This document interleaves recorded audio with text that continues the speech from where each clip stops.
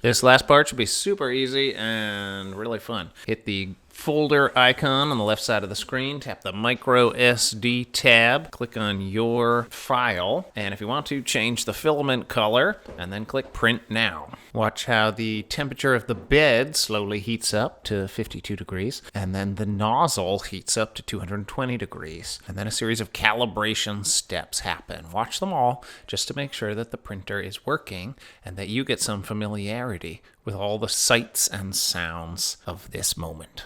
And after about 5 minutes of calibration, your print's gonna happen. And it's gonna be the short thing in this sequence, maybe 2-3 minutes. And then your print will be done.